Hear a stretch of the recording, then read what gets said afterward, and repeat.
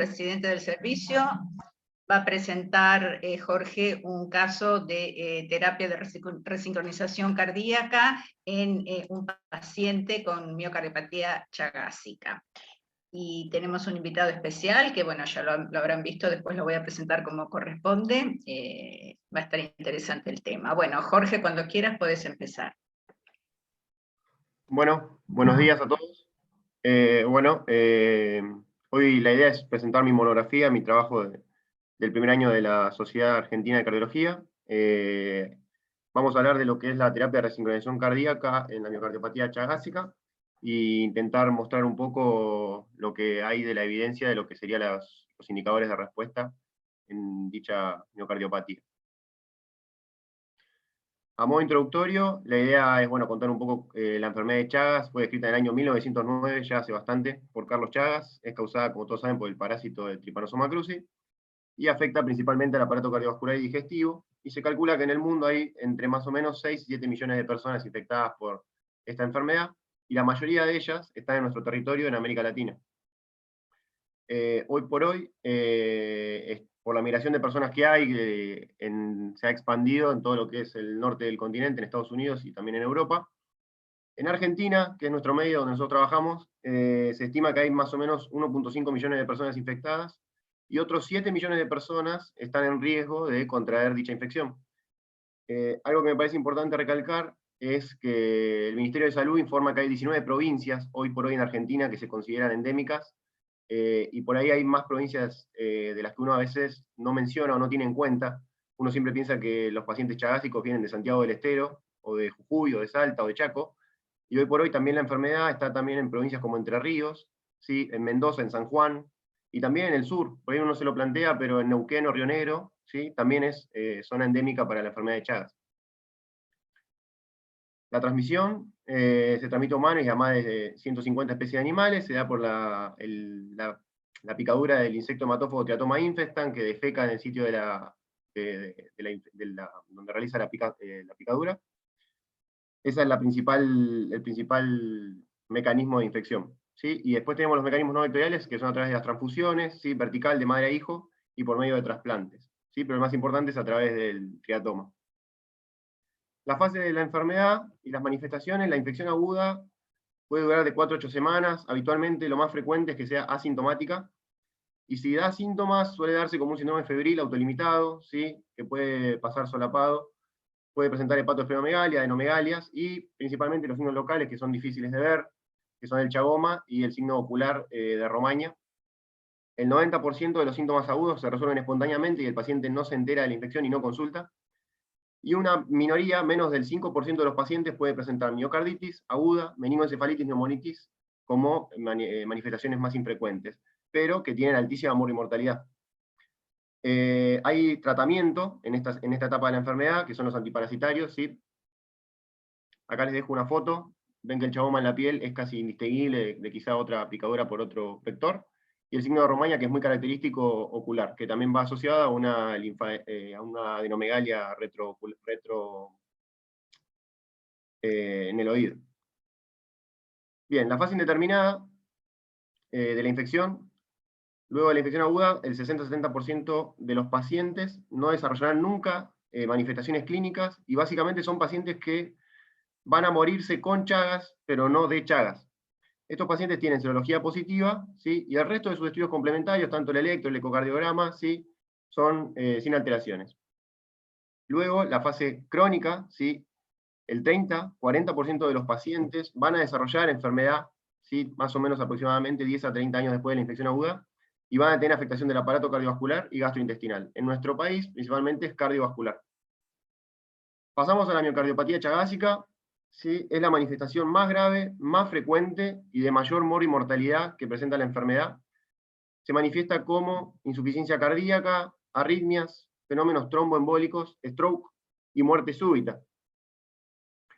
En cuanto a la fisiopatología de esto, a modo de resumen, principalmente la forma aguda se da por una respuesta de linfocitos T que dan una respuesta inmunitaria, que secretan interleuquinas e interferón, y generan la estimulación de células de la inmunidad, como los macrófagos, que van a generar principalmente las manifestaciones agudas que mencioné. Y en cuanto a lo crónico, que es lo que se da 10 a 30 años después de la primoinfección, ¿sí? Que es lo que va a generar la miocardiopatía, hay principalmente daño parasitario directo a través de la secreción de la neuraminidasa, que eso genera daño celular a nivel del miocardio. Hay daño microvascular, principalmente esta secreción de interleuquinas y activación del complemento genera disfunción del endotelio, activación de los factores de la coagulación y generan microtrombosis a través de los pequeños vasos. Hay daño inmunológico directo, ¿sí? Los amastigotes que están en el miocardio generan inflamación crónica, y esa inflamación crónica va generando depósito de colágeno a nivel de miocardio y generando la disfunción ventricular. Y también hay daño neurogénico por la denervación principalmente del sistema parasimpático, que puede llevar a que predomine la activación del simpático, desencadenando los distintos tipos de arritmias. En lo que es la afección del sistema de conducción, se afecta a distintos niveles, principalmente por estos cambios que mencioné, inflamatorios y depósito de colágeno y fibrosis. Esto puede generar disfunción del nodo sinusal, bloqueos AB, bloqueos de rama, bloqueos fasciculares. Es conocida la asociación más frecuente en la enfermedad de Chagas, que es el bloqueo completo de rama derecha, asociado al bloqueo anterior izquierdo, de bajo o alto grado, ¿sí? Pero cabe destacar también la presencia de que el bloqueo completo de rama izquierda también es frecuente en esta enfermedad. Si bien es menos frecuente que el bloqueo completo de rama derecha, no por eso es que no existe en este tipo de presentación. La fibrilación auricular es más frecuente en la insuficiencia cardíaca de etiología chagásica que en cualquier otra etiología de insuficiencia cardíaca. La extrasistolia ventricular está presente en el 50% de los pacientes que tienen enfermedad de Chagas, y la taquicardia ventricular sostenida y no sostenida, que se genera a través de la disautonomía generada por el daño parasitario, es más frecuente en los pacientes con enfermedad de Chagas que en otras etiologías de insuficiencia cardíaca. En cuanto a lo que es la disfunción ventricular, ¿sí? se puede manifestar por alteraciones segmentarias leves, con fracción de eyección del ventrículo izquierdo conservada, o por afectación difusa, ¿sí? con fracción de eyección del ventrículo izquierdo disminuida. Obviamente las alteraciones segmentarias leves nos obligan a descartar en nuestro medio también la causa más frecuente, que es enfermedad coronaria. El aneurisma apical, ¿sí? se da aproximadamente con un 21% de prevalencia, y también hay una menor afectación del ventrículo derecho. En cuanto al tratamiento, también vale la pena recalcar que el tratamiento etiológico existe, ¿sí? está en constante revisión, y estaría indicado en la enfermedad aguda, que es la que es difícil de diagnosticar y difícil de encontrarla, porque los pacientes no consultan. Y también se puede dar tratamiento etiológico en las reactivaciones en menores de 18 años, y también incluso en pacientes mayores hasta los 50 años, ¿sí? que no presenten cardiopatía. Me parece importante recalcar esto hoy un poquito, porque muchas veces no consultamos nunca con un infectólogo cuando tenemos un paciente chagásico, y estaría bueno porque el infectólogo por ahí podría darnos una perspectiva de un tratamiento etiológico, con potencial curación de ese paciente, con lo cual me parece importante recalcarlo. En cuanto a las complicaciones de la enfermedad de la disfunción ventricular, tenemos principalmente la insuficiencia cardíaca, ¿sí? las complicaciones tromboembólicas y las complicaciones de los trastornos de conducción y arritmias, que son en los que nos vamos a basar hoy. En lo que es los trastornos de conducción, nos vamos a tener que plantear, y la disfunción ventricular, nos vamos a tener que plantear la terapia de resincronización cardíaca. ¿Qué es? A modo general, la terapia de resincronización cardíaca es un marcapaso tricameral que sensa la actividad cardíaca y estimula, sensa y estimula en la aurícula derecha, en ventrículo derecho, y en la pared libre del ventrículo izquierdo, ¿sí? a través del seno coronario. Mediante la programación de los intervalos aurículo-ventriculares y ventrículo-ventrículo, se intenta optimizar la sincronía aurículo-ventricular, interventricular e incluso intraventricular izquierda, que es lo que se busca. Y busca generar una secuencia de activación más fisiológica del ventrículo izquierdo, ¿sí? ¿En quién nos tendríamos que plantear la terapia de resincronización cardíaca? Bueno, en un paciente que presente disfunción ventricular y alteraciones de la conducción. Los pacientes que presentan insuficiencia cardíaca, ¿sí? y disfunción ventricular tienen remodelado miocárdico secundario a los cambios histológicos y moleculares que genera a través de la fisiopatología de la infección por el parásito. Esto genera cambios en la estructura del ventrículo izquierdo, en su geometría y en su función. El corazón insuficiente, ¿sí? presenta disincronía del ventrículo izquierdo, y esto, a su vez, perpetúa el deterioro y aumenta la demanda metabólica. O sea que es una secuencia de eventos que van llevando poco a poco a los cambios en la histoarquitectura del ventrículo izquierdo. Eso genera disfunción y disincronía. ¿Por qué nos plantearíamos indicar un resincronizador cardíaco a un paciente? Bueno, el resincronizador lo que generaría sería cambios principalmente mecánicos y hemodinámicos, ¿sí? A través de intentar sincronizar nuestro miocardio, y también genera cambios histológicos y moleculares más complejos, ¿sí? Genera menos depósito de colágeno, menos apoptosis de los miocardiocitos y menos factores proinflamatorios. Esto surge a raíz de un estudio que hicieron biopsias endomiocárdicas de pacientes previa a la colocación de un resincronizador cardíaco y posterior a 3 meses de su colocación. Y los cambios mecánicos y hemodinámicos principalmente lo que buscan es mejorar la fracción de eyección, disminuir el diámetro diastólico del ventrículo izquierdo y disminuir el volumen de regurgitación mitral.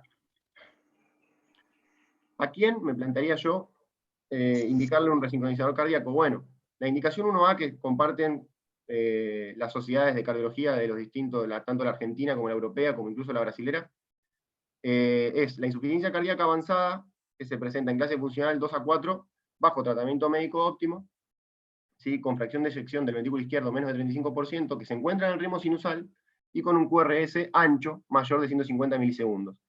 Y morfología de bloqueo de rama izquierda. Esa es la indicación 1A para resincronizar un paciente, y en la miocardiopatía chagásica baja a ser 1C. ¿Sí?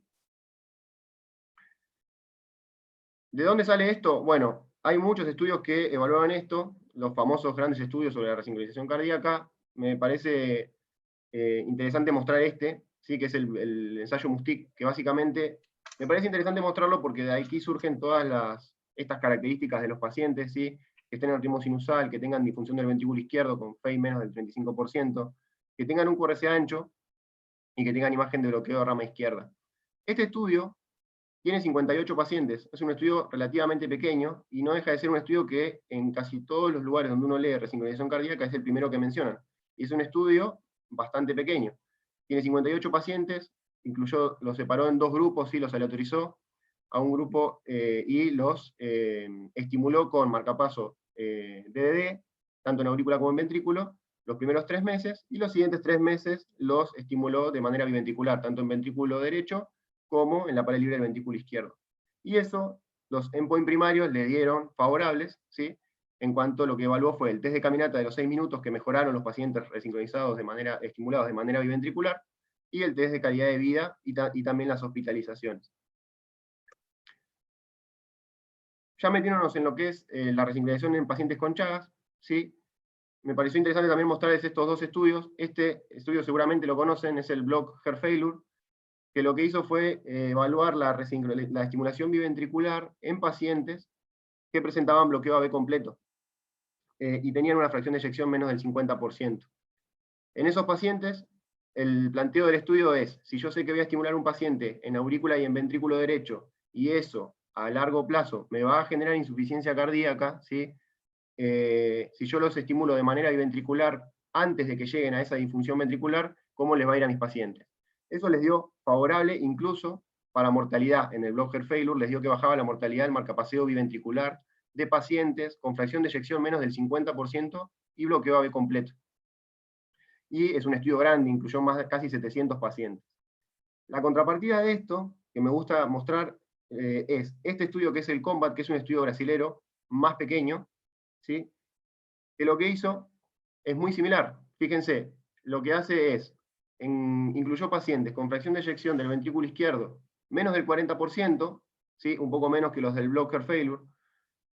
Incluyó pacientes con clase funcional 2 a 4 con bloqueo AB completo bajo tratamiento médico. Ese tratamiento médico era principalmente inhibidores de la enzima convertidora de angiotensina, betabloqueantes y inhibidores del receptor de mineralocorticoides.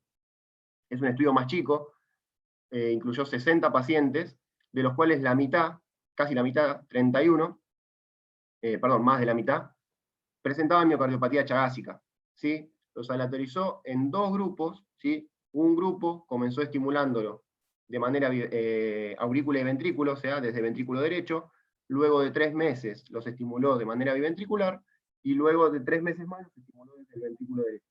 Y al otro grupo hizo lo inverso, comenzó estimulándolos de manera biventricular, luego desde el ventrículo derecho 3 meses, y luego de 3 meses otra vez biventricular, a lo largo del total de 9 meses.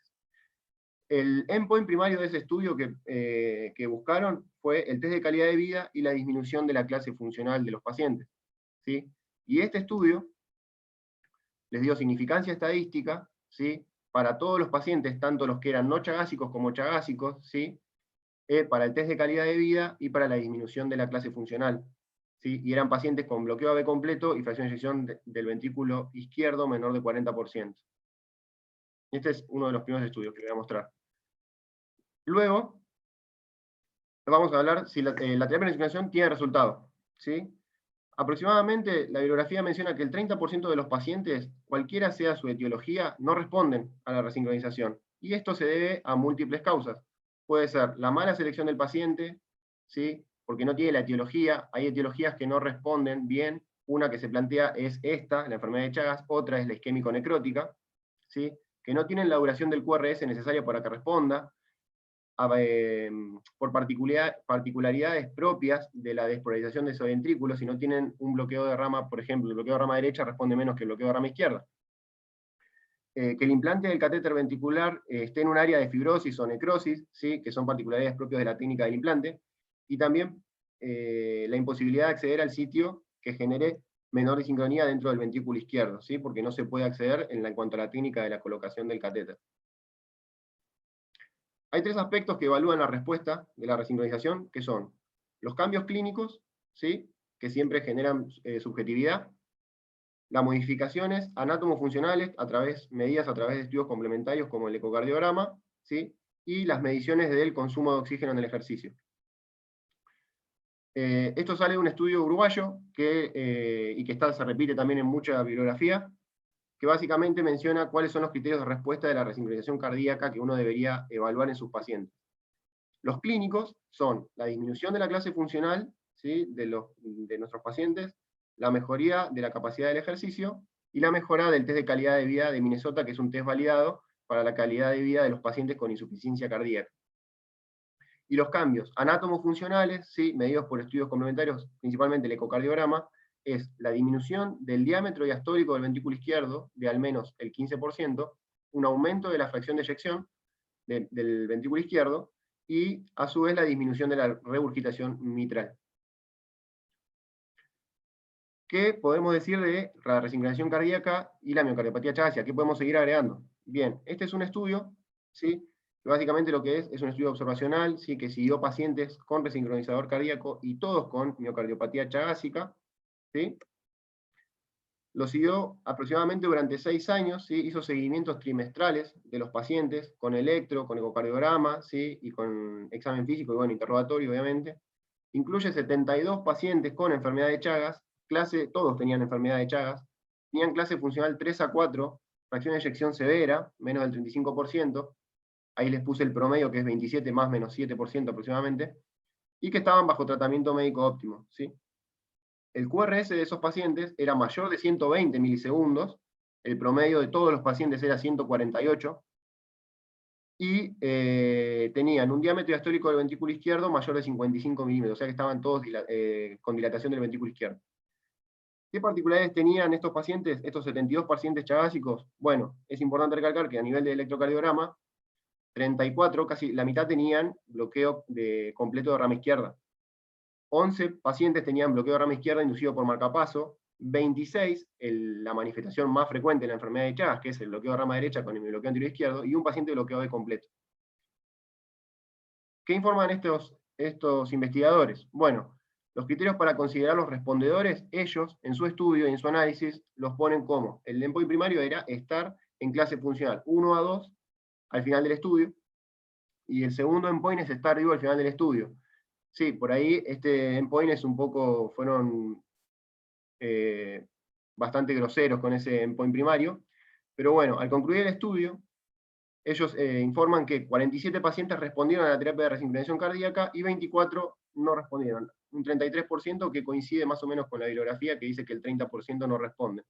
¿Qué vale la pena recalcar de este estudio? Más allá de que el segundo punto era estar vivo al final del seguimiento y parece no ser muy lógico, también muestran, y vale la pena mostrar, que fue significativo el aumento de la fracción de eyección del ventrículo izquierdo de esos pacientes que respondieron a la terapia de resincronización cardíaca, y también fue estadísticamente significativo la disminución del diámetro de fin de sístole, que son criterios de respuesta habituales que se mencionan como, para tenerlos en cuenta como respondedores. Esto me pareció importante, pero ellos no lo pusieron en sus puntos finales primarios cuando iniciaron el estudio, pero sí lo informan después en el trabajo. Otro estudio de pacientes chagásicos con resincronización cardíaca, ¿sí? Es un estudio observacional retrospectivo que incluye 50 pacientes con miocardiopatía de Chagas, también clase funcional 2A4, que tienen al menos 6 meses de resincronización. Todos tenían FEI severa y tenían un QRS más ancho que los del estudio previo, más de 150 milisegundos. También vemos otra vez que se repite este quizás sesgo observacional de buscar pacientes que presentaban más bloqueo de rama izquierda. ¿Sí? 60% de los pacientes de este estudio, de los 50, presentaban bloqueo de rama izquierda. ¿Y qué informan? Los criterios para considerar los respondedores fueron la disminución otra vez de la clase funcional y la disminución del 15% del volumen de fin de sístole, ¿sí? Que disminuye el volumen de fin de sístole de los pacientes. Informan en sus resultados, ¿sí? Que el 66% de los pacientes respondieron porque cumplieron con estos dos criterios. Disminuyeron la clase funcional y disminuyeron el volumen de fin de sístole más del 15%. También informan que no estaban en sus endpoints primarios, pero muestran la mejoría de la clase funcional de los pacientes, disminución del volumen de fin de sístole, más o menos fue de 265 mililitros a 152, que representa ese 15%, y aumento de la fracción de eyección y acortamiento del QRS. Esta es una tabla de este estudio que muestra cómo en el seguimiento a 6 meses, 12 meses, 24 meses, cómo fueron pasando de clase funcional, principalmente 3, que es los que están en verde en el inicio, previo a la resincronización cardíaca, cómo van pasando a rojo y azul, que son las barras que representan la clase funcional 2 y la clase funcional 1. Este es otro estudio que lo que evaluó fue la resincronización cardíaca y intentan mostrar la buena respuesta, pero el peor pronóstico de la enfermedad de Chagas, con respecto a otras etiologías de insuficiencia cardíaca. Este es un estudio más grande, incluyó 343 pacientes con miocardiopatía dilatada de etiología chagásica, pacientes con miocardiopatía dilatada de etiología isquémica e idiopáticos. 3 grupos de pacientes. Principalmente evaluó, como criterio para evaluar la respuesta, la mejoría en la clase funcional 12 meses posterior al implante del resincronizador. Estos investigadores informan 83% de pacientes respondedores, por ahí es un poco elevado a la media de siempre, que era rondando el 70%, con un 30% de no respondedores, es más elevado a los respondedores de este trabajo. Y también vale la pena remarcar que de esos 343 pacientes, 92% presentaban bloqueo de rama izquierda. ¿Qué es lo importante recalcar de este estudio que me parece interesante mostrarles? En cuanto a esto es la tabla 1 de las características de los pacientes. 120 eran dilatados idiopáticos, 101 isquémicos, y ahí les puse en resaltado, 77 eran chagásicos. ¿Sí? La mayoría en clase funcional 3. ¿Y qué particularidades tenían esos pacientes chagásicos? Tenían la mayoría bloqueo de rama izquierda inducido, o sea, porque presentaban marcapaseo desde el ventrículo derecho. ¿Sí? Y un 19,1% presentaban bloqueo de rama izquierda espontáneo. Entonces también otra vez vemos esta tendencia de que muchos pacientes, si uno los selecciona bien, podrían ser candidatos a la resincronización cardíaca. ¿Y qué mostró esto? Que es muy interesante. Dentro de eso, como les dije, que cerca del 83% habían respondido de las 3 etiologías. Ahí vemos que el 81% de los dilatados idiopáticos respondieron, 87% de los isquémicos respondieron, y 86% de los chagásicos respondieron. Entonces, ¿qué vemos en este estudio? Lo importante ver que independientemente de la etiología, los pacientes pueden responder a la terapia de resincronización cardíaca si son adecuadamente seleccionados, y que no es, en este caso muestra que las distintas etiologías no fue significativo, o sea que todos respondieron por igual, independientemente de la etiología de su insuficiencia cardíaca. Para ir cerrando, con lo que es el pronóstico de los pacientes, este es otro estudio bastante grande, 426 pacientes, que lo que muestra informa todos pacientes resincronizados, y básicamente lo que muestra es el pronóstico de los pacientes. Vemos las curvas de Kaplan-Meier como la miocardiopatía dilatada idiopática y la isquémico-necrótica van casi juntas en cuanto a las curvas de mortalidad, y los pacientes con miocardiopatía chagásica crónica, desde el inicio del seguimiento, los pacientes tienen mayor mortalidad que las otras 2 etiologías, y en ese estudio informan que la miocardiopatía chagásica tiene el doble de mortalidad incluso, independientemente de la resincronización cardíaca o no, que las otras etiologías. Con lo cual, podemos ir concluyendo que los pacientes que tienen miocardiopatía chagásica, uno no les mejora la supervivencia, no les baja la mortalidad, pero sí les mejoraría la calidad de vida. Este es otro estudio para intentar buscar un score pronóstico, para también ayudarnos en la toma de decisiones de qué paciente podría clasificar para resincronizar o no. Si yo sé que el paciente va a tener un mal pronóstico al corto plazo, por ahí no sería candidato. Y esos pacientes son los que tienen peor pronóstico, son los que tienen sexo masculino, PEI reducida, microvoltaje en el electrocardiograma, cardiomegalia por la radiografía de tórax, y taquicardia, presencia de taquicardia ventricular no sostenida en el Holter de 24 horas. Estos investigadores hacen una score que los clasifican básicamente con puntajes por cada una de estas características, por la presencia de cada una de estas características, y generan un score básicamente de bajo, intermedio y alto riesgo, y los pacientes de alto riesgo tienen 80% de mortalidad a 5 años. O sea que también eso influiría en la decisión que uno tomaría para resincronizar o no un paciente. Como conclusiones, para terminar, me gustaría dejar que, bueno, pensar siempre en enfermedad de Chagas, más allá de las provincias habituales, como les mencioné al principio. Hay Chagas, que a mí cuando empecé a hacer la mamografía me sorprendió, en la provincia de Neuquén, o en la provincia de Río Negro, que uno no se lo plantearía, o en Mendoza, o en San Juan, para tenerlo en cuenta. El tratamiento etiológico está en constante revisión, por eso siempre pensar que consultar con un infectólogo, porque si bien como cardiólogos le vamos a tratar la insuficiencia cardíaca, o vamos a consultar con el electrofisiólogo para la indicación de un dispositivo, no tenemos que olvidarnos que por ahí podríamos mejorarle el pronóstico a nuestro paciente si le damos tratamiento etiológico. La resincronización cardíaca en estos pacientes ha mostrado beneficios, si bien no mostró beneficios en mortalidad, tendría beneficios en lo que es la calidad de vida de nuestros pacientes, lo cual no es menor. La miocardiopatía chagásica no es una población representada en los grandes estudios de donde salen las indicaciones. Yo les mostré el ensayo MUSTIC, y justamente lo puse grandes entre comillas, porque el ensayo MUSTIC tiene 50 pacientes, que son casi una media de los pacientes que incluyen los pacientes, una media de los pacientes que incluyen los trabajos brasileros que evaluaron la resincronización cardíaca en los pacientes chagásicos. Vieron que les mostré trabajos de 72 pacientes, 60 pacientes. También, bueno, lo de la mejoría en la calidad de vida de los pacientes, y siempre individualizar la toma de decisiones y no cerrarnos en que porque presenta miocardiopatía chagásica no clasificaría para un resincronizador cardíaco, cuando hemos visto que puede mejorarle la calidad de vida, y que el bloqueo de rama izquierda también es frecuente, pues también está presente en esta miocardiopatía. Muchas gracias. Bueno, Jorge, muchísimas gracias. Excelente monografía, muy bien presentada. Un tema que está olvidado, ¿no? Por los grandes estudios, como vos decís. La enfermedad de Chagas es una enfermedad de la pobreza, y bueno, y justamente en nuestro país por eso es tan prevalente. Una lástima que no se siga avanzando con mejorar el pronóstico de estos pacientes.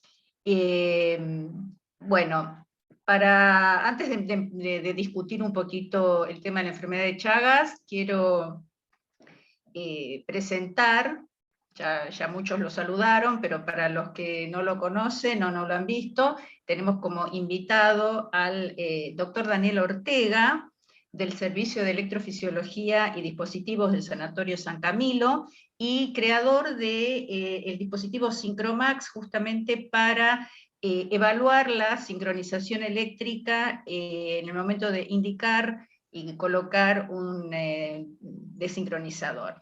Así que, bueno, un lujo tenerlo al doctor Ortega con nosotros, y te damos la bienvenida y la palabra. Sabemos que querés presentar algunas cosas, así que tomate el tiempo que consideres necesario.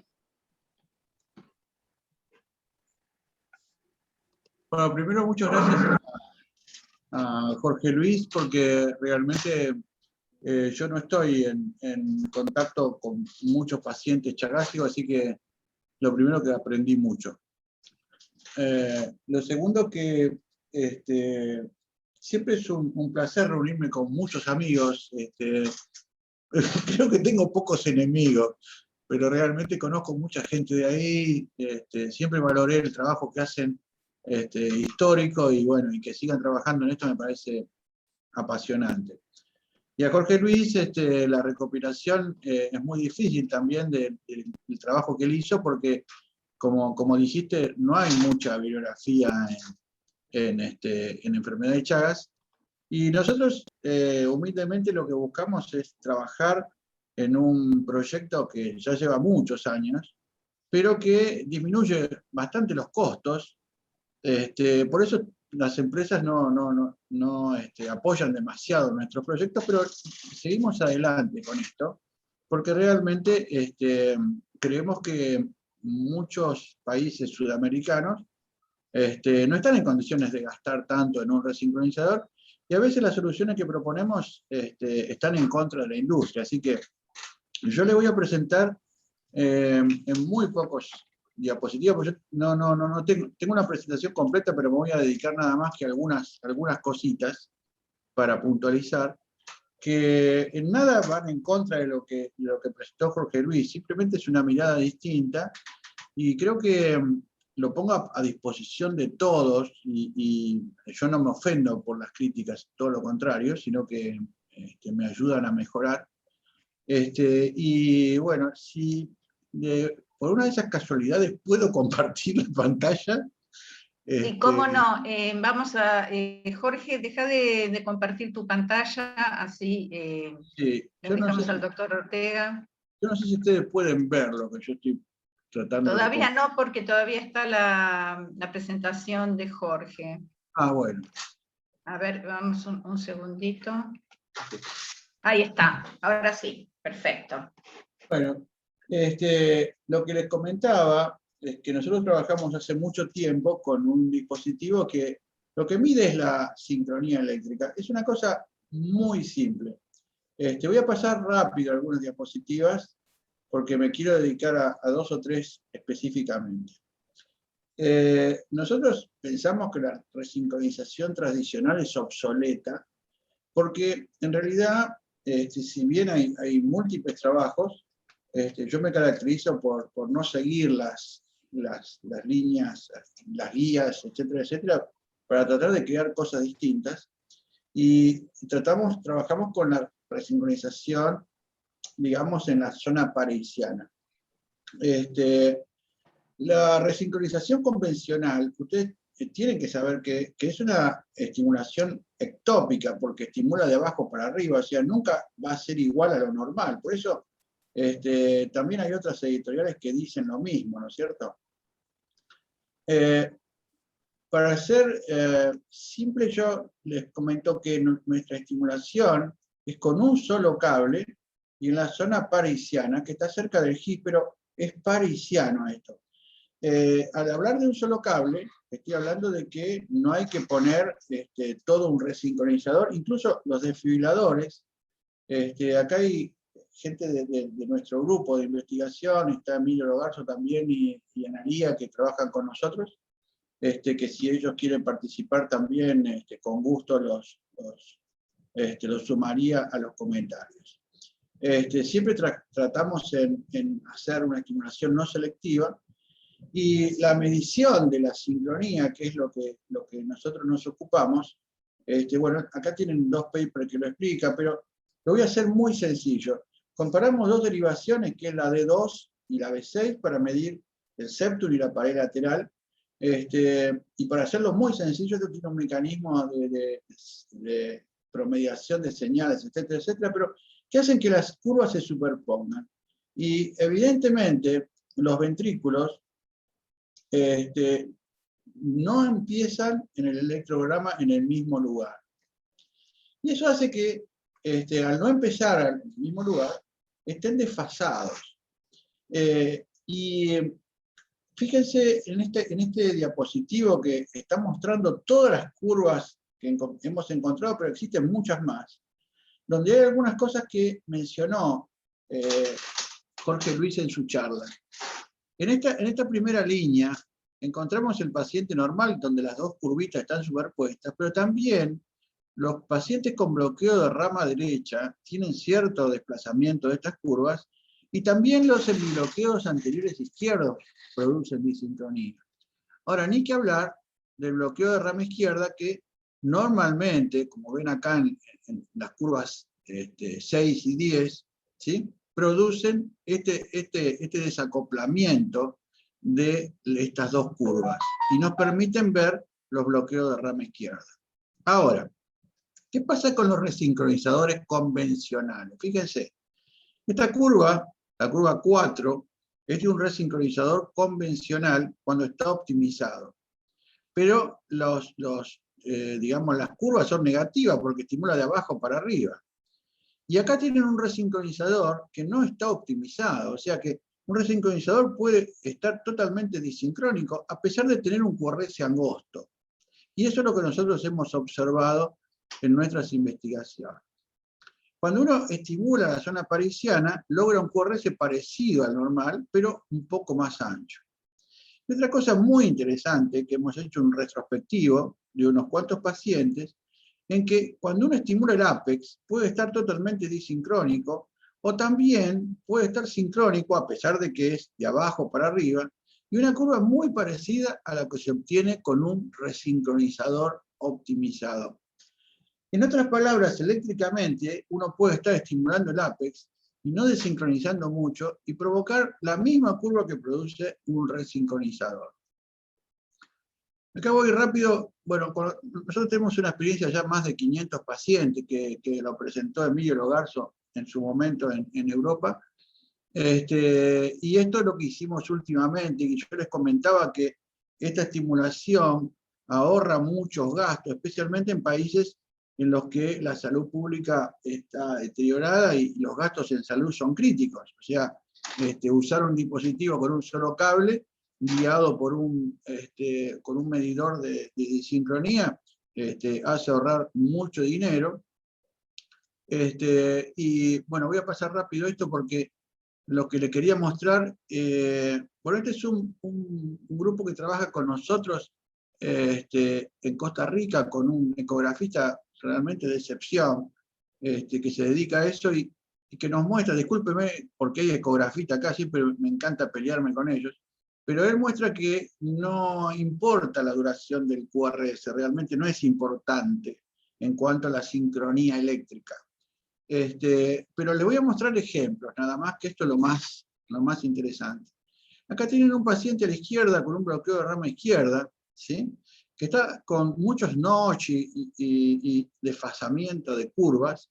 Y acá tienen otro paciente con un bloqueo de rama izquierda donde no están tan desfasadas las curvas y son positivas. O sea, no es el mismo paciente de los mismos bloqueos de rama izquierda, no son todos iguales, a pesar de que la duración y los criterios que dicen las guías, que yo no leo y no acepto mucho, pero que realmente no es lo mismo.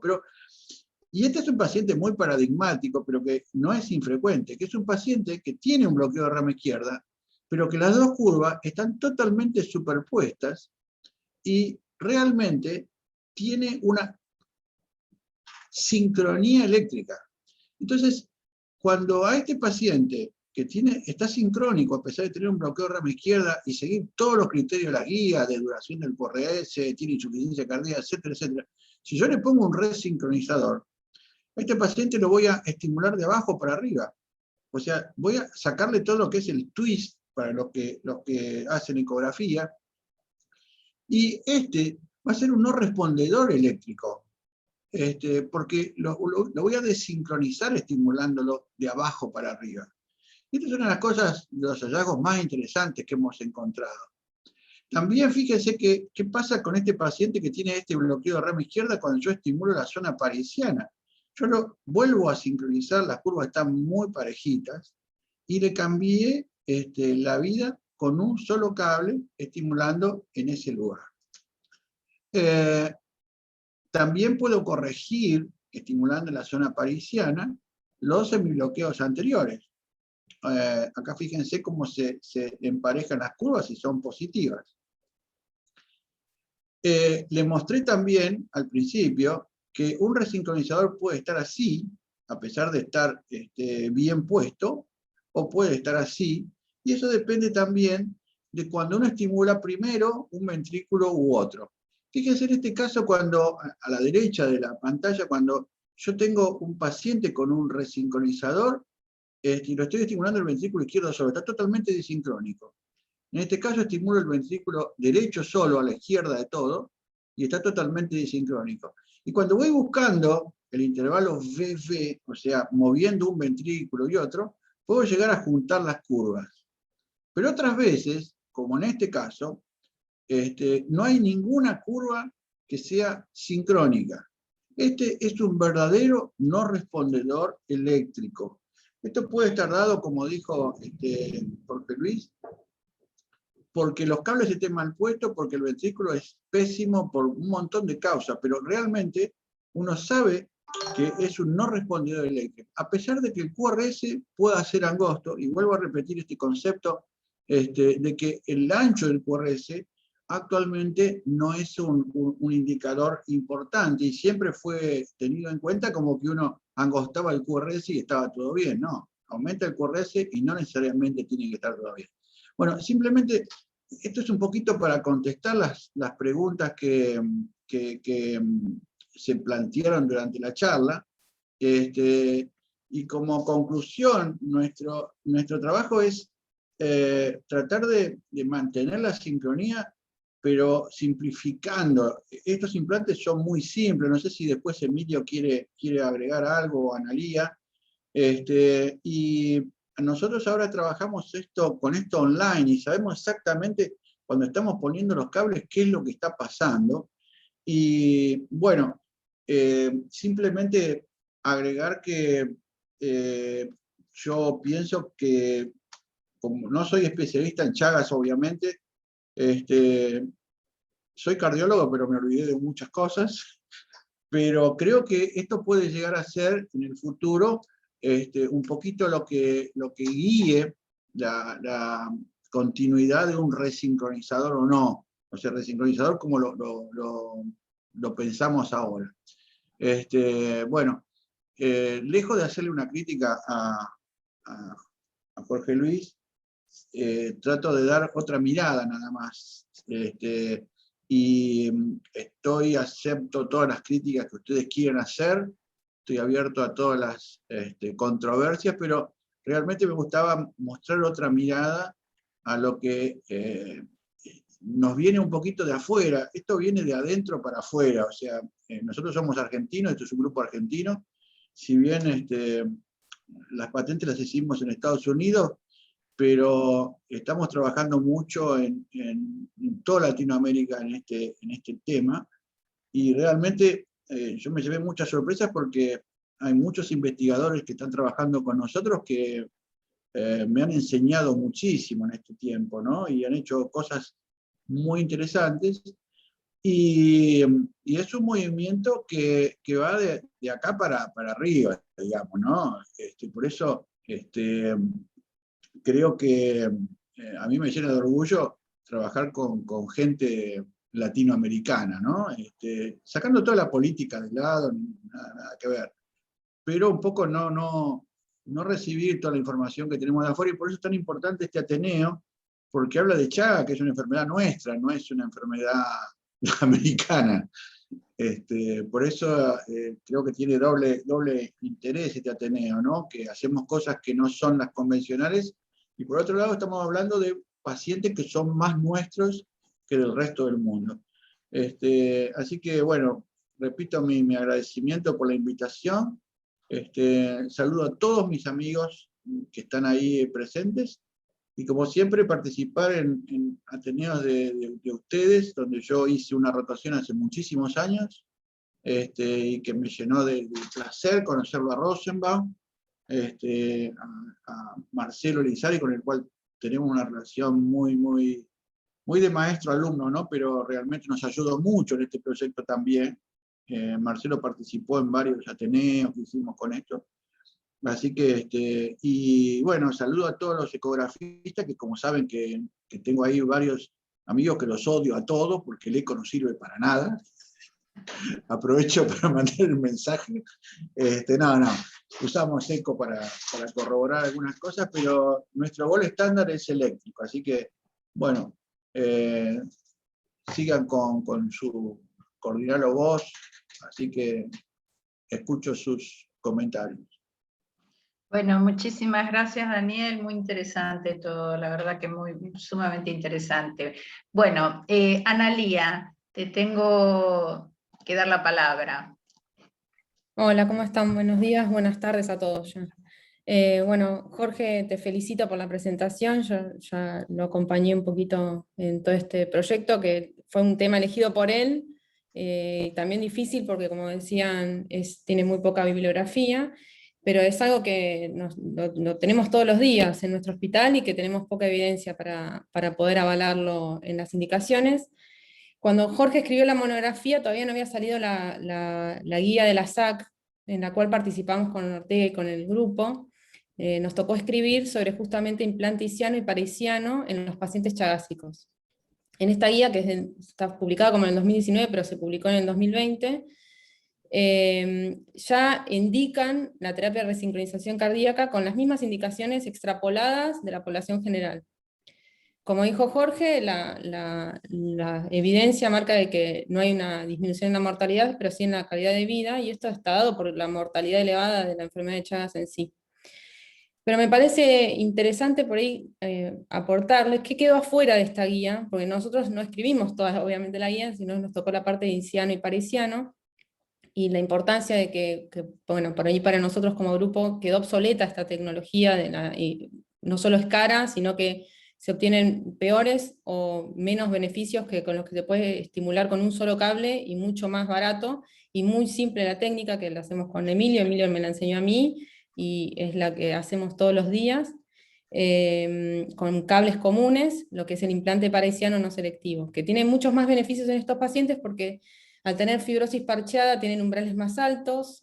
Sabemos que los umbrales en la estimulación isquiana son mayores que en la estimulación parisiana, por lo cual tiene mayores beneficios en estos pacientes. Saltea los bloqueos de rama que están presentes en estos pacientes. Tienen trastornos de la conducción que son progresivos, que ya lo sabemos, que van progresando de menor a mayor a lo largo de los años, y el implante parisiano tiene una mejoría, tiene un beneficio en estos pacientes cuando es progresivo. Y hay una cosa que también quedó afuera, que es la presencia de que no todo por ese ancho es disincrónico, como mostró Ortega. Fíjense, un bloqueo de rama izquierda puede estar sincrónico como disincrónico. Eso lo vimos nosotros con estos trabajos que hemos presentado previamente, y que por ahí justamente son los que explican los pacientes que están sincrónicos con un bloqueo de rama izquierda, un QRS ancho, son los que no van a responder, porque no podemos darle mayor beneficio a estos pacientes si ya están sincrónicos eléctricamente. Otra cosa que quedó afuera es la presencia de un bloqueo, de una disincronía eléctrica en pacientes con QRS angosto. ¿Por qué es esto?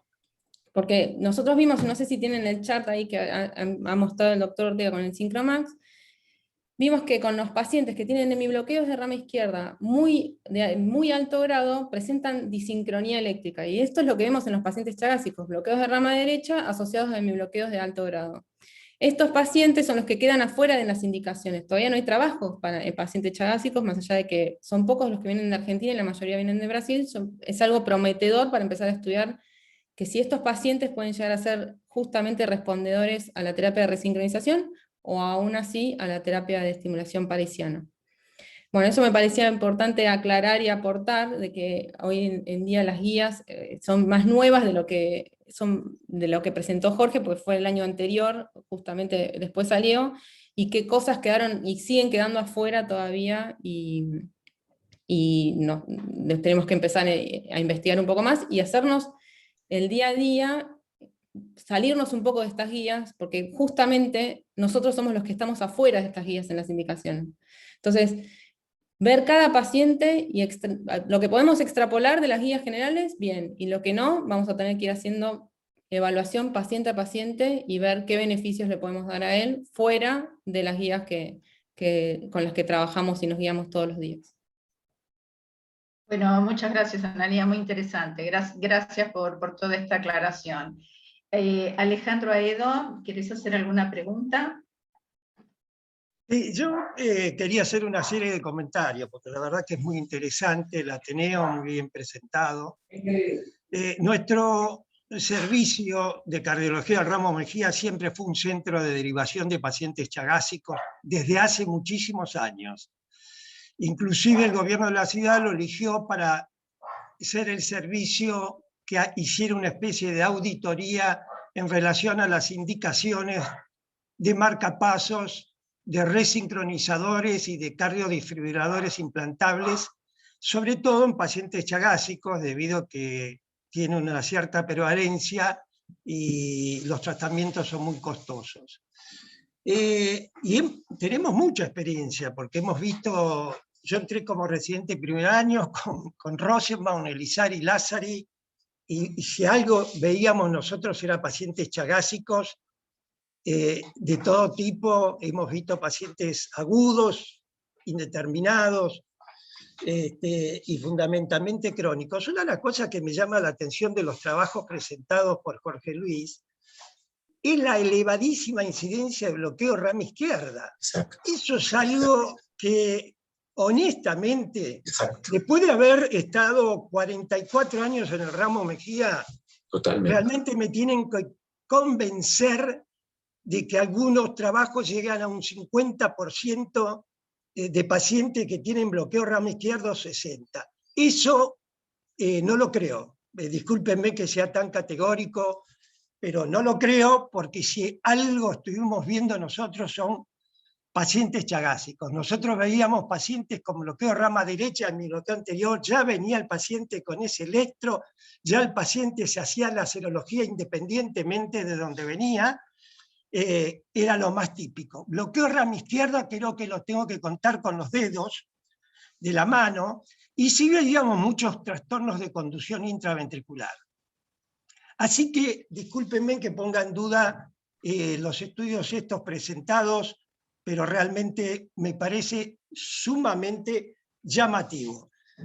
En segundo lugar, que me pareció extraordinario lo que presentó el doctor Ortega, que realmente me llamó también mucho la atención, es que mostró un bloqueo rama izquierda sincrónico. Y si ustedes se ponen a pensar, sobre todo nosotros los viejos, y te incluyo, Daniel, discúlpame, nosotros los viejos no conocíamos los marcapasos DDD. Cuando empezamos a ser residentes existían marcapasos BBI. El DDD cuando apareció a mí me parecía una cosa extraordinaria. Y ustedes, los que son de mi edad, van a recordar que hicieron seguimientos en cardiología en el ramo Mejía con marcapasos BBI, que muchos deben haber remodelado, pero muchos no remodelaban, vivieron con su marcapasos BBI, le cambiábamos el generador y no presentaban remodelamiento. Esto lo digo como planteo, ¿no? Porque algunos remodelan y otros no remodelan. También es interesante lo del doctor Daniel Ortega, de que hay bloqueos rama izquierdas sincrónicos, que si uno le mete un resincronizador, lo perjudica al paciente en vez de ayudarlo. Y respecto a eso, nosotros vemos, y los ecocardiografistas lo van a certificar, que vemos muchos pacientes con bloqueo rama izquierda que no presentan movimiento paradojal del septum. Eso también es llamativo. No sé qué quiere decir, honestamente. Si me lo preguntan, no tengo la respuesta. Lo que sí sé es que lo veo, y lo veo con cierta frecuencia. O sea, hay pacientes que además de tener bloqueo de rama izquierda, hacen esa sincronía ventricular y entre otras cosas tienen bloqueo de rama izquierda, y otros pacientes no presentan bloqueo de rama izquierda. Y otros pacientes no presentan movimiento paradojal del septum. Y un poco para terminar un poco todas estas dudas, porque te deben decir para qué hablaste si lo que estás planteando son todas dudas, pero que no dejan de ser interesantes, es que nosotros hemos seguido pacientes con bloqueo rama izquierda, y todos ustedes también, a los cuales nosotros estamos acostumbrados a decir, ya va a ser la miocardiopatía, seguilo porque ya va a ser la miocardiopatía dilatada. Y hay pacientes que en la vida desarrollan miocardiopatía dilatada, se mueren con el bloqueo rama izquierda y punto, sin necesidad de marcapaso ni nada, lo que nosotros llamamos enfermedad de Lev o de Lenegre. ¿A qué voy con todo esto, Rita? Y ya termino con mi perorata. A que la medicina tiene que seguir siendo individualizada. ¿Por qué?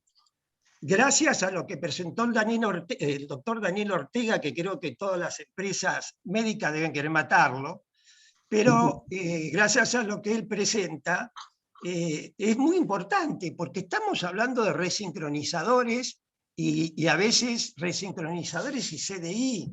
Eso sale muchísimo dinero. Y si nosotros le estamos usando una cierta cantidad de dinero de la salud pública para indicárselo a un paciente al cual no le vamos a mejorar la sobrevida, sino que a lo sumo le podremos mejorar la calidad de vida un poco, tenemos que ser muy cuidadosos y estar muy seguros que esos pacientes se van a beneficiar con la terapia de resincronización. Bueno, gracias. No, gracias a vos, Alejandro, y bueno, es una gran enseñanza que dejás para la gente joven, lo que estás diciendo. Estoy totalmente de acuerdo con lo que decís, totalmente de acuerdo. Hugo, ¿querés hacer alguna pregunta o comentario? ¿Podría contestarle a Alejandro? Sí, cómo no, sí. Sí, Alejandro, mira, lo primero que te quería comentar es que te digo un consejo, discúlpame que te aconseje, ¿no? Pero no es bueno decir que trabajé 40 años, porque ya de entrada está muerto, ¿viste? Yo hace 5 años que estoy con esto, ¿viste? Más o menos nos dedicamos a eso. Pues te deschavás muy rápido la edad, y no pareces.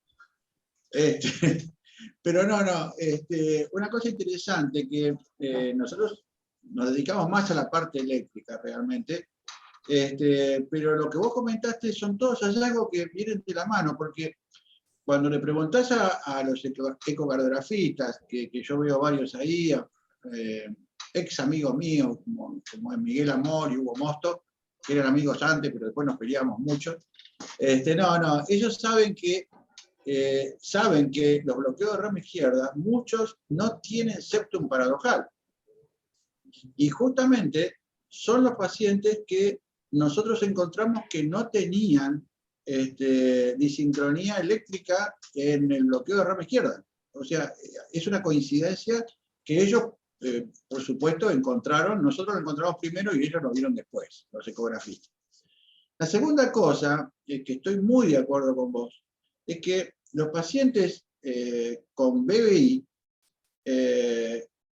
yo te mostré un estudio retrospectivo que hicimos, que son 300 pacientes, en los cuales la mitad estaban sincrónicos, a pesar de que estimulaban de abajo para arriba, y la mitad estaban desincrónicos, por eso fue retrospectivo. Entonces encontramos que muchos no tenían eso. La tercera cosa que quería comentarte es que yo no hice toda la presentación, pero realmente el bloqueo de rama izquierda no significa que el paciente haga insuficiencia cardíaca. O sea, eso nos vendieron a nosotros un poco, que cuando vino el resincronizador venía a curar la insuficiencia cardíaca. Lo que, entre comillas, cura es el bloqueo de rama izquierda, pero no cura la insuficiencia cardíaca. Ni mucho menos, un paciente con bloqueo de rama izquierda tiene que hacer insuficiencia cardíaca. Lo que sí, muchas veces la insuficiencia cardíaca está asociada al bloqueo de rama izquierda. Pero si no, la terapia eléctrica no es la terapia de insuficiencia cardíaca de ninguna manera. Por eso, al principio, yo una de las diapositivas que tengo es que nosotros estamos más preocupados por no desincronizar a los pacientes que por resincronizarlos. Y en cuanto a lo de los pacientes chagásicos con bloqueo de rama izquierda, yo realmente no tengo esa experiencia, pero me la imaginaba, que siempre los que yo vi tenían bloqueo de rama derecha, la mayoría sí. Llama la atención, no es para criticar a lo que encontró Jorge Luis, porque él buscó la bibliografía realmente, no es que uno no crea, pero son datos medios controversiales, ¿no es cierto? Porque todos estamos de acuerdo que yo también he visto chagas algunos, y la mayoría tienen bloqueo de rama derecha. Lo que sí tienen también muchas asociaciones con hemibloqueo anterior. Y esos son desincronizantes. ¿Ok? Eso es lo que quería agregar nada más. Bueno, muchas gracias, Daniel. Hugo, ahora sí, te escuchamos. Sí, bueno, no sé si me escuchan bien. Lo primero que quería decir es muy buena tu recopilación, Jorge. Y Daniel Ortega dijo una cosa mal también. Dijo que hace muchos años rotó por el Ramos, y cuando rotó por el Ramos yo estaba rotando por electrofisiología, o sea que rotamos juntos y me echaba a mí también la edad, lo cual es un error. Sí. Aparte, Daniel también me mojó la oreja con decir que el eco no sirve para nada. Son dos cosas que son bastante bravas en este momento, pero tenemos buena relación con Daniel. Lo que yo quiero aclarar es que para mí sí sirve el eco, porque se habla que hay un 30% de pacientes que se resincronan, que se ponen un resincronizador y no funcionan. Yo pienso que en algunos de esos ya con el eco lo vamos a ver, porque mecánicamente se ve que no hay asincronía, por más que haya asincronía eléctrica, no hay asincronía mecánica.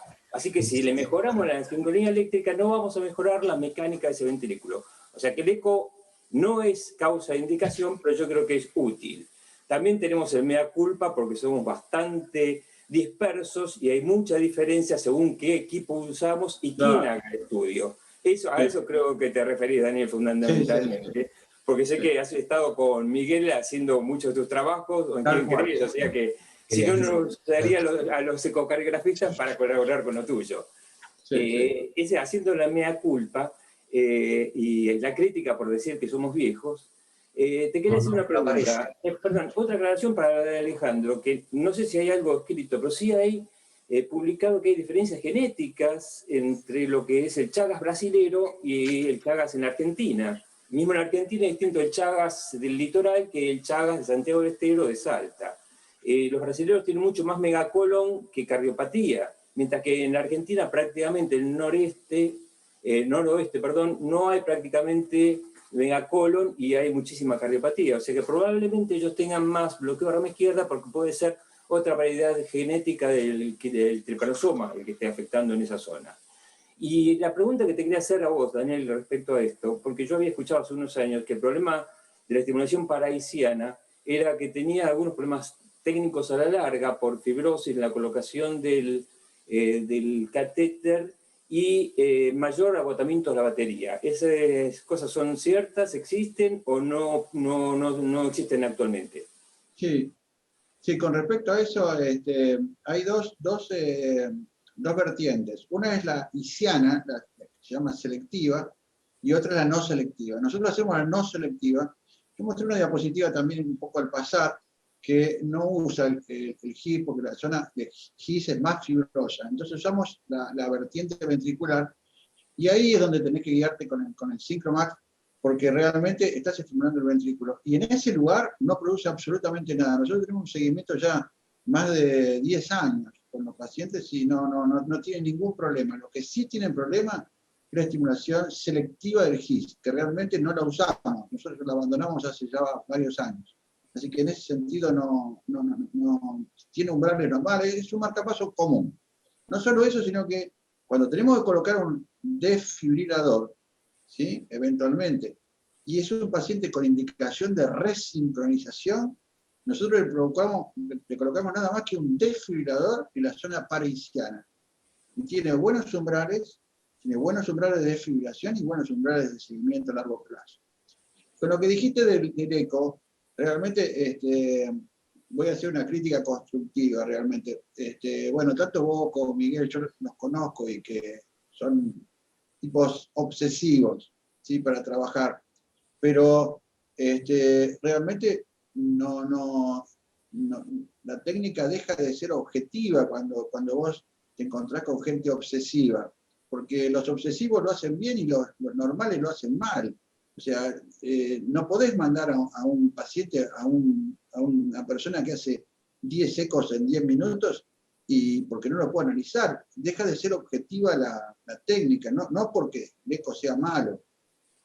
En cambio, esto es una cosa que es como un electrocardiograma o como una radiografía de tórax. Es un método muy objetivo, porque de hecho lo hace nuestro técnico Nicolás. Nosotros miramos en la pantalla lo que está viendo y lo interpreta cualquiera. Ese es el problema del eco. Por eso yo les comentaba de este costarricense, que es un tipo muy obsesivo también y que trabajó con nosotros, como fue Miguel en su momento, cuando hicimos los primeros experimentos, ¿no?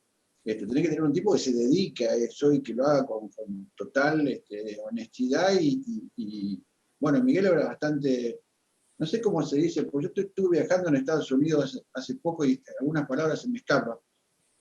Nosotros allá en Estados Unidos nos decimos un tipo bastante hinchapelota, no sé cómo lo dicen acá.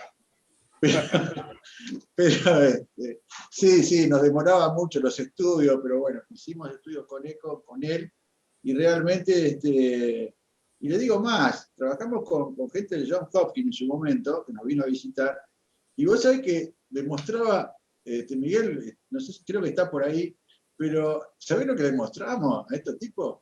El modo M. El modo M, se contrajera el septum y la pared lateral, no hacía falta más nada, ¿viste? Sí, Y sí. cuando se contraía así, ya está, ¿viste? No, ni demasiado sofisticado. Bueno, cuando Con el M se lo vendiste la patente, Daniel, contales. Sí, se lo vendimos con el modo M, es así. Y vino gente del John Hopkins que usted lo debe conocer, a David Cass, que debe ser para los ecografistas el Maradona del fútbol, ¿no?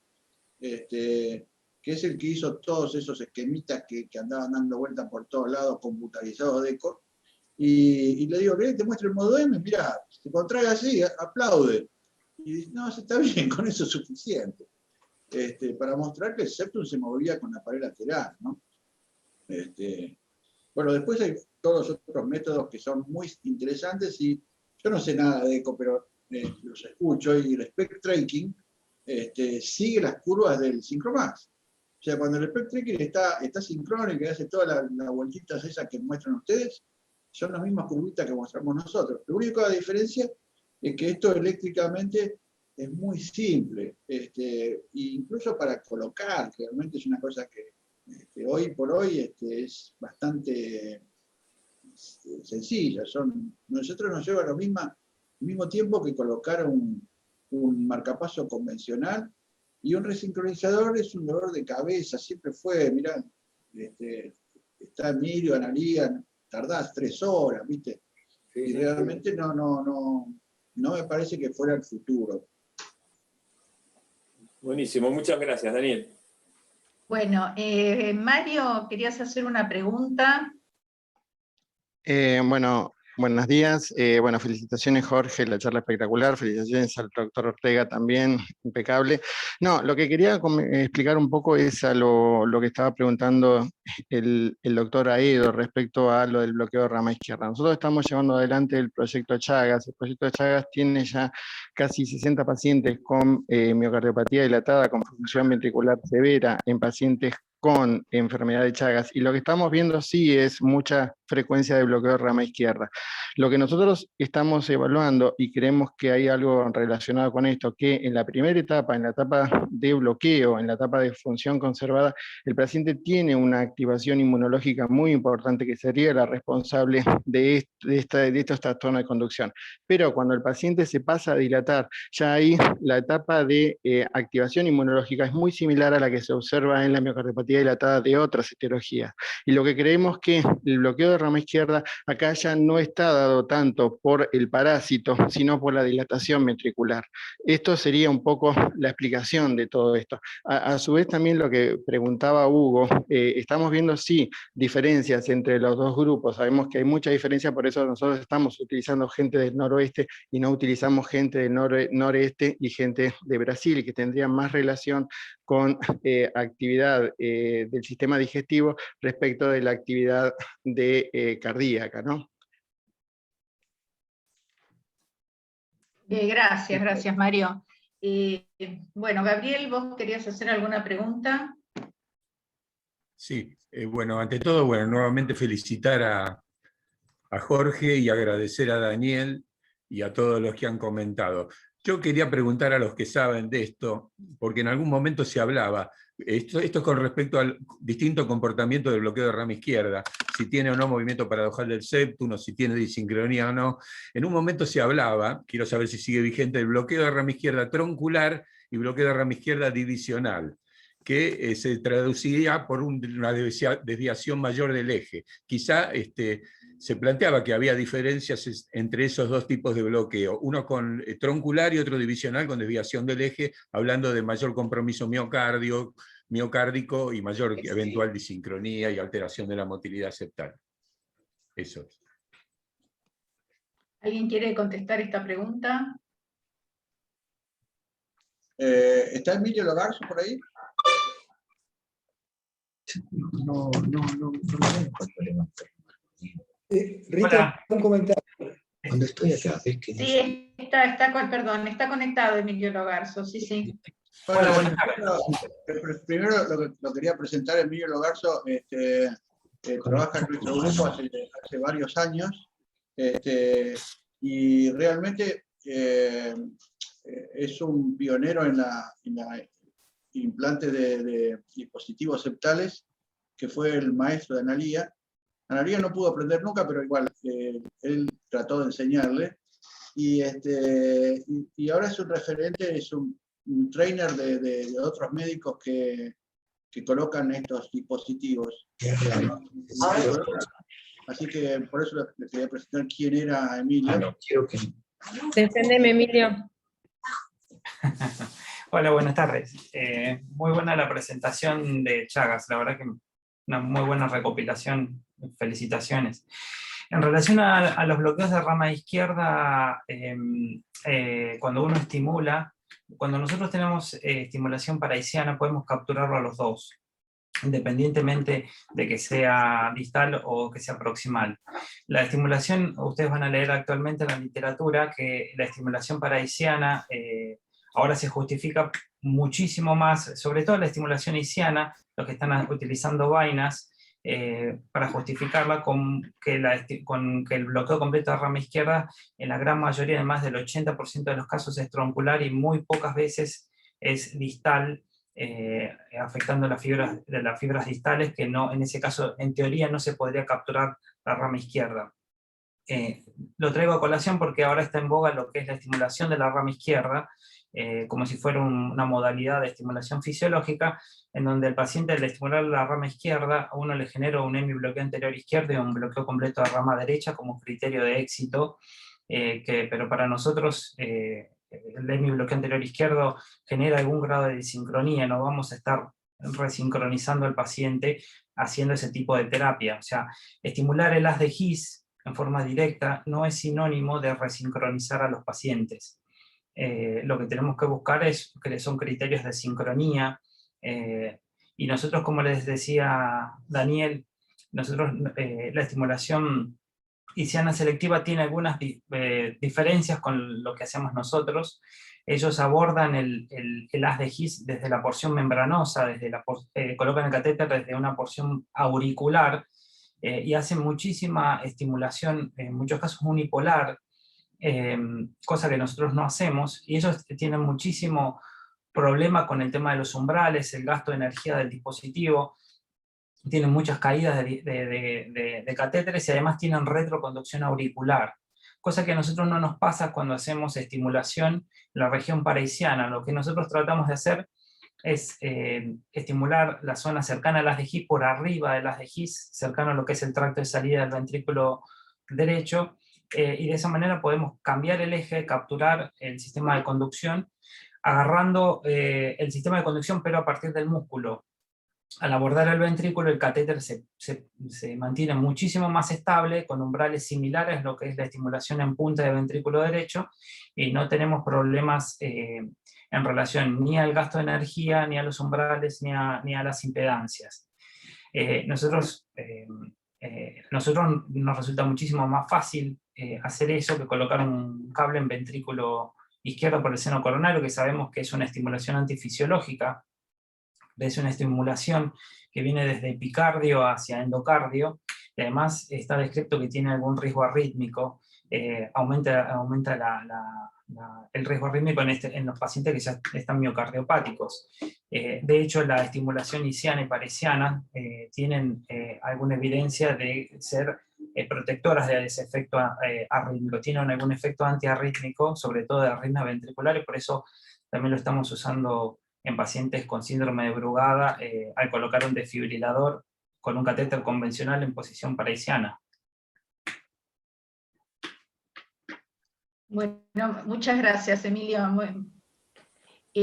Bueno, nos quedan dos preguntas nada más. Miguel Amor, y después Hugo Mosto, que son los que han levantado la mano, y después vamos a darle la palabra a Justo. Miguel.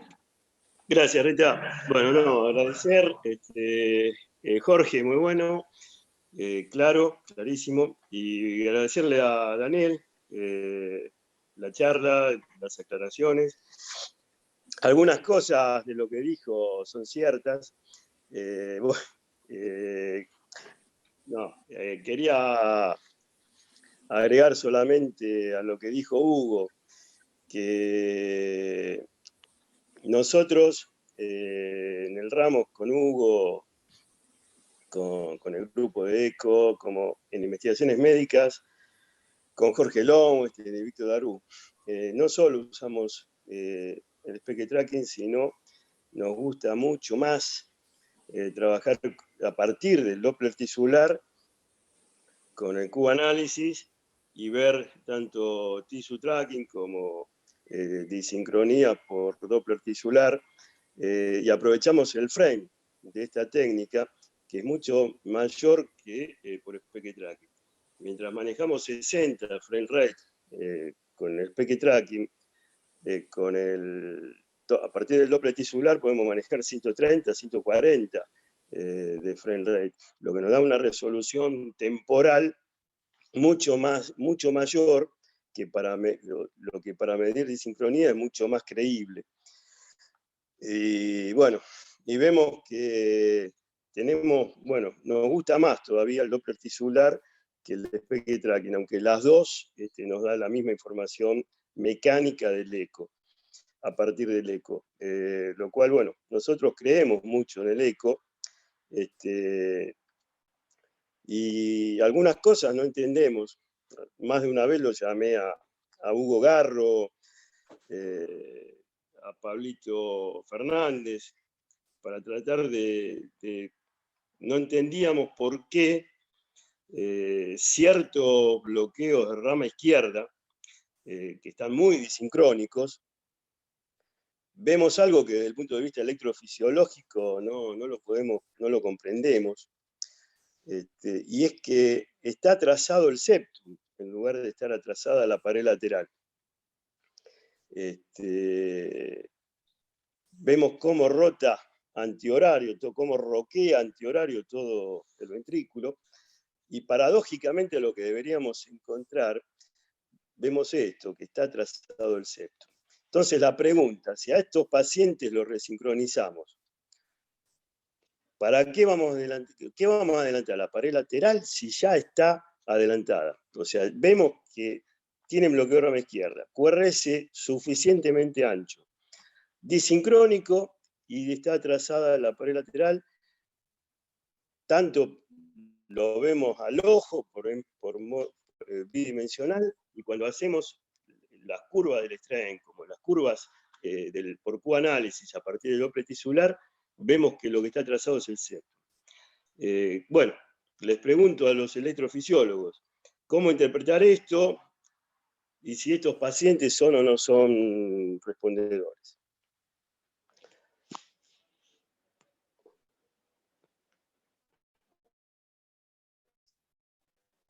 Bueno, yo voy a contestar lo que me parece un poquito, ¿no es cierto? Nosotros, con respecto al eco, realmente sí, es muy interesante porque tiene muchos hallazgos, pero te vuelvo a repetir, yo no creo que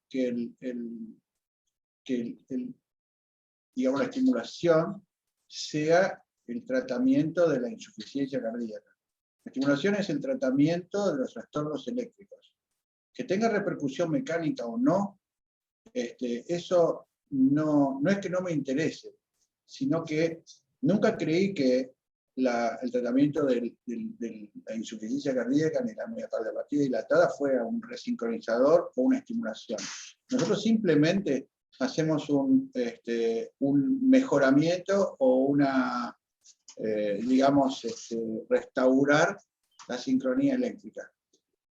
Pero si vos no tenés músculo, por más que vos le pongas bien la electricidad, el músculo no va a responder nunca, porque sea por cardiopatía isquémica, por necrosis, por una miocardiopatía dilatada, que ese músculo no se contrae, por más que vos le pongas una buena electricidad y esté todo perfecto, no lo vas a mejorar nunca. Y por otro lado, haciendo un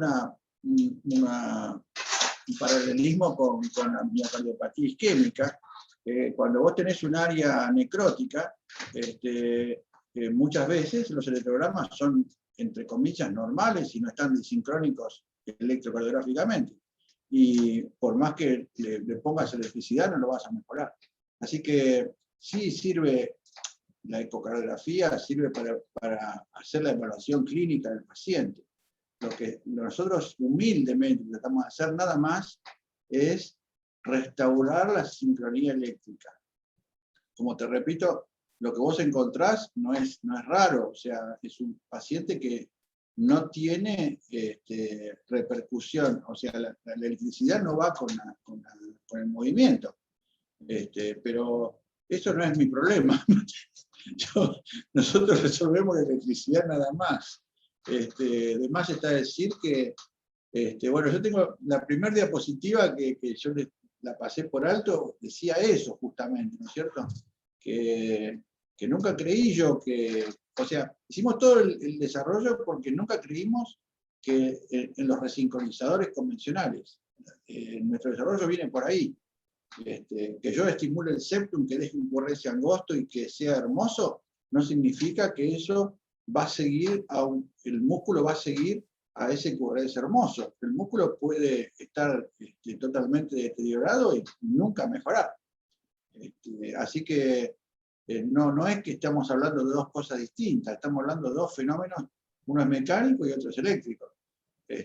Y no voy a poner en duda nada de lo que vos dijiste, al contrario, no va a mejorar porque está muerto, y bueno, lo que está muerto no puede mejorar, así que por más electricidad que le pongas, eso es simple.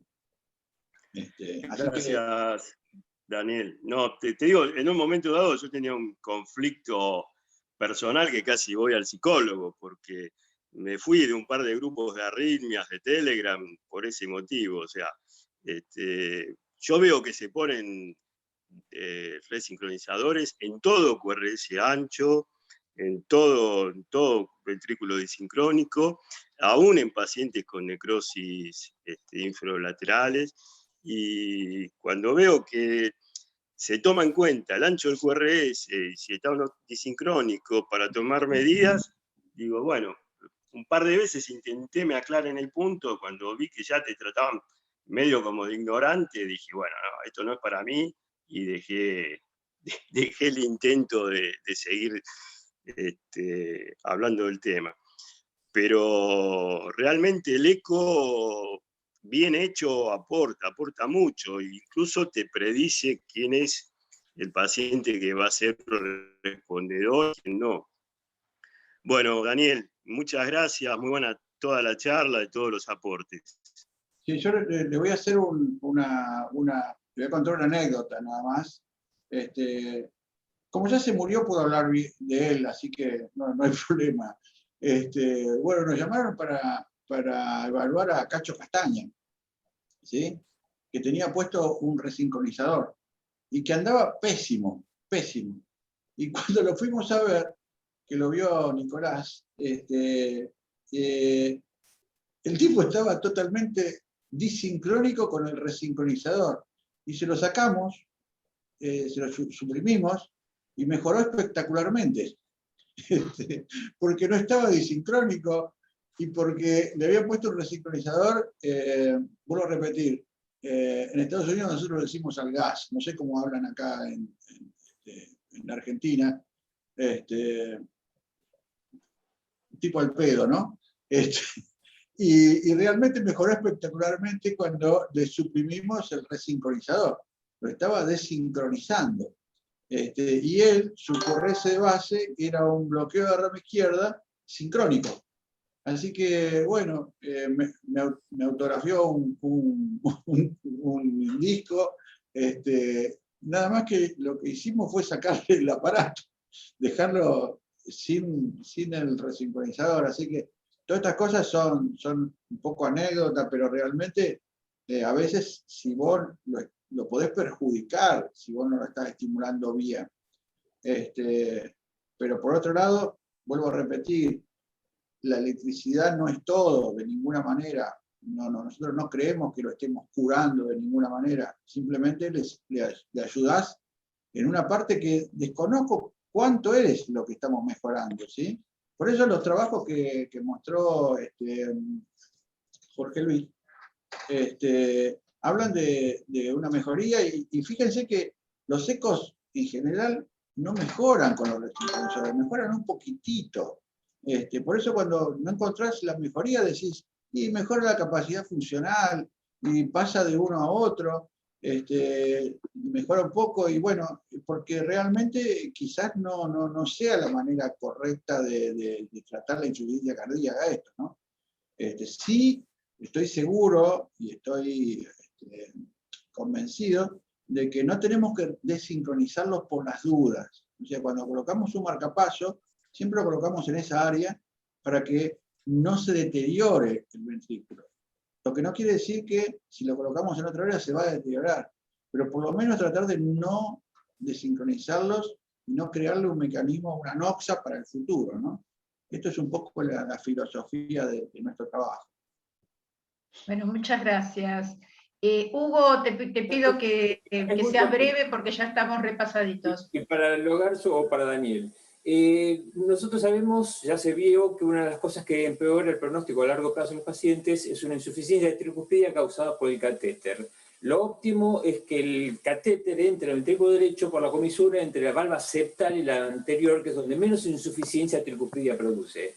Para poner un catéter que quede en el pareiciano, ¿qué curva tiene que ser y por dónde entra? ¿No aumenta la insuficiencia de tricuspidia que va a a empeorar el ventrículo derecho? ¿Causa, digamos, de pronóstico malo en los pacientes con marcapaso? No, nosotros lo que hacemos es colocar un catéter que hace una curva larga, baja, se apoya sobre la base de la aurícula derecha y entra hacia arriba. De esa manera eso le permite mantener estabilidad y entra entre pegado al septum, hace como si vos lo vieras en un oblicuo anterior izquierda, el catéter da la vuelta sobre el piso de la aurícula y se dirige directamente hacia el septum. No tenemos casos de pacientes que ese tipo de catéteres, o sea, tanto catéteres de desfibrilación como de marcapaseo, hayan generado insuficiencia tricuspidia severa. La verdad que no altera la mecánica del ventrículo derecho. Y el catéter, lo que sí hacemos esa curva, la técnica que usan las vainas, deja el catéter colgando sobre la aurícula y eso hace que el catéter tienda a caerse. Cuando le haces la curva larga, el catéter permanece con mayor estabilidad, sobre todo en el catéter de desfibrilación, que es un poco más pesado, y además le permite entrar al coil de desfibrilación dentro del ventrículo para de esa manera ser efectivo en la descarga. Sí, mi pregunta es si no producía más insuficiencia cardíaca que con la técnica, insuficiencia tricuspidia que con la técnica común. Bueno, muchas gracias. No. Esa es la pregunta.